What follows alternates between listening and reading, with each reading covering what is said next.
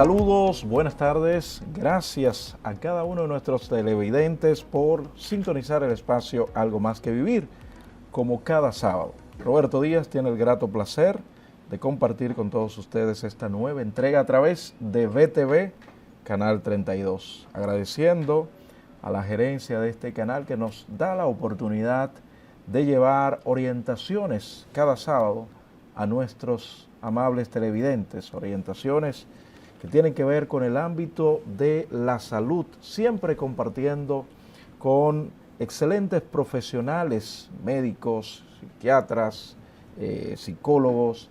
Hoy tenemos a dos estrellas de invitadas, señores, que nos estarán hablando de dos temas sumamente importantes. Y en la primera parte, como siempre he dicho, debemos aprovechar bien el tiempo, estaremos hablando de nuestros hijos en el ámbito oftalmológico.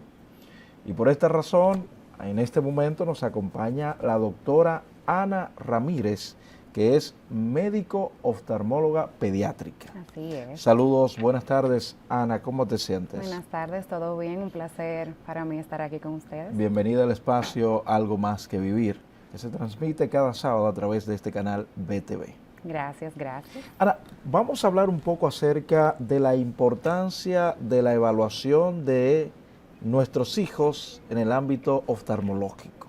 Claro. ¿Por qué es tan importante esto? Bueno, es muy importante tener esas evaluaciones con los más chiquitos porque, como bien sabemos, al ser pacientes pediátricos, al ser niños, ellos no tienen la capacidad de decirnos cuándo ven o cuándo no ven mal. O si la tienen, es la minoría. Entonces, por esa razón es muy importante que antes de acudir a la escuela tengamos un chequeo para verificar la visión de los más pequeños y que eso entonces no sea un impedimento para su desarrollo en la escuela y para su desarrollo con el medio ambiente. Si yo le preguntara a usted la visión, ¿qué tan importante es? ¿Cómo usted lo describiría? El poder ver. Bueno, para mí la visión es todo. Creo que de los 5 sentidos que tenemos, para mí es, si no es la más importante, es uno de los más importantes, sí. Porque nos ayuda a defendernos, nos ayuda a poder estar en conexión con el entorno, estar en conexión con los demás. Y entiendo que, como le mencioné anteriormente, una buena visión entonces va a ser igual o va a ser sinónimo a una buena vida. Se habla de salud visual. Así es. Si tuvieras que hablar de salud visual, ¿en qué consiste para usted esto de la salud visual? Bueno, la salud visual es ese estado de sanidad completo, de plenitud a nivel ocular. Okay. Ya sea, como bien mencionamos, en pacientes pediátricos, o sea, en el ser humano completo, okay. Ya sea en pediatría o en el público en general. ¿En qué consiste la evaluación a los niños, doctora? Bueno, la evaluación a los niños tiene varias etapas. Cuando estamos con niños más pequeños, como siempre le digo a los papás, lo más importante es verificar que el niño esté respondiendo a la luz. Que el niño, por ejemplo, si nos llega un niño de 1 mes de edad, a ese niño no le podemos hacer una visión como tal vez yo le puedo hacer a usted o como tal vez yo le puedo hacer a un niño de 5 años. Sin embargo, en esos pacientes más pequeños, priorizamos verificar la respuesta a la luz de sus ojitos, verificar que no haya opacidad de medios. La opacidad de medios es que no exista nada que me interrumpa la entrada de la luz desde el exterior hacia el interior del ojo. Okay. Verificamos que la retina, que es el órgano más interno del ojo o la parte más interna del ojo, esté completa, esté formada. Verificamos que el nervio óptico, que es, como le digo a los pacientes, el cable que nos conecta el ojito con el cerebro, también esté íntegro. Entonces, en eso nos consiste la evaluación. Ya en los más grandecitos nos apoyamos de cartillas para poder identificar hasta qué nivel de visión nos están llegando, al igual que con los adultos. ¿Cuáles son las patologías más comunes en los niños visuales? Patologías visuales. Claro, es una pregunta muy interesante, porque realmente cada vez que me preguntan esto, digo que creo que la más común ahora en los niños es la miopía. La miopía. Tenemos las estadísticas de que ya para el 2050 van a haber muchísimos pacientes miopes. La miopía es algo que está en boga, aunque quisiéramos que no fuera así. Pero en niños podemos encontrar defectos desde miopía, hipermetropía, astigmatismo, que son los principales que encontramos en estos pacientes. ¿Y cuáles son las principales causas de la miopía, doctora? Bueno, Hay diferentes clasificaciones, ¿verdad?, o etiologías de la miopía. Sí. Se dice que hay una causa congénita, que un paciente que nace con esa patología, generalmente son miopías elevadas, pero que no tienen esa progresión tan marcada. Tenemos ya miopías que son adquiridas o también se le conoce como juveniles, que ya es en el rango de edad de 6 a 15 años. Esas tienden a avanzar bastante. Y ya pues la miopía, digamos que en los adultos, que se conocen pacientes mayores a 20 años. Ahora bien, hablando de las causas, hay un factor hereditario importante. Dígase aquellos pacientes que tienen familiares directos, dígase los padres, con esta patología, así como también hay otras causas que son relacionadas a la exposición prolongada a los dispositivos electrónicos, y esos mismos dispositivos, como lo utilizan de manera cercana, entonces estimulan el crecimiento del globo ocular y producen esa miopía.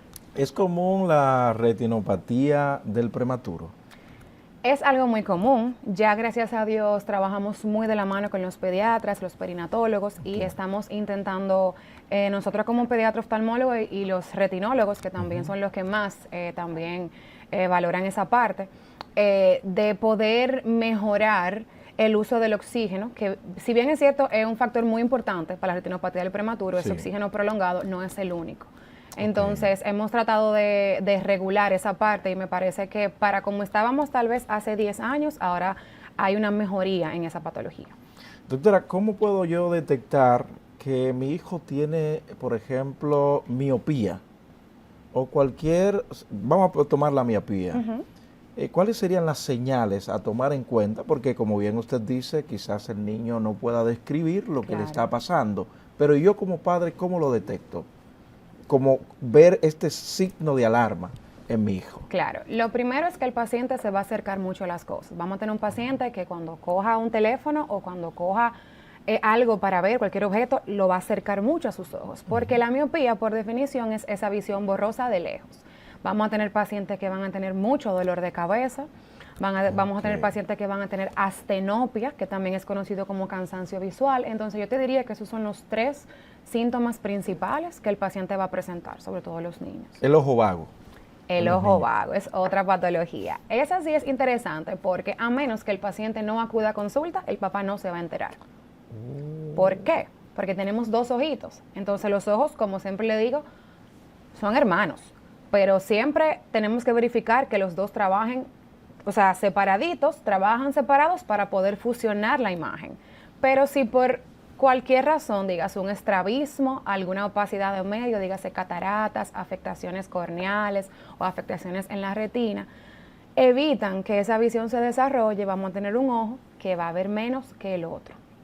Y la única razón, en caso de que no existan esas causas, si es una miopía orgánica, entonces que podamos encontrar o diagnosticar esa miopía es con una consulta oftalmológica. ¿Es recomendable cuando un niño tiene problemas de aprendizaje enviarlo también a una evaluación oftalmológica? Claro, dentro de ese tamiz o de ese tamizaje a esos pacientes, los pediatras trabajan mucho de la mano con nosotros, porque desde que el niño presenta problemas de aprendizaje o presenta dolores de cabeza, una de las consultas primordiales que el pediatra envía, si no nos llega a nosotros primero, es al oftalmólogo pediatra siempre. Excelente. Para descartar. Vamos a hacer un breve corte, al regreso continuamos con esta interesante conversación para que también nos diga cuál es la razón de que haya tanto astigmatismo, y esto, bueno, ya hablaste de la miopía, nos quedaremos con esta patología. Al regreso nos conversa un poco de esto. Perfecto. Pausamos.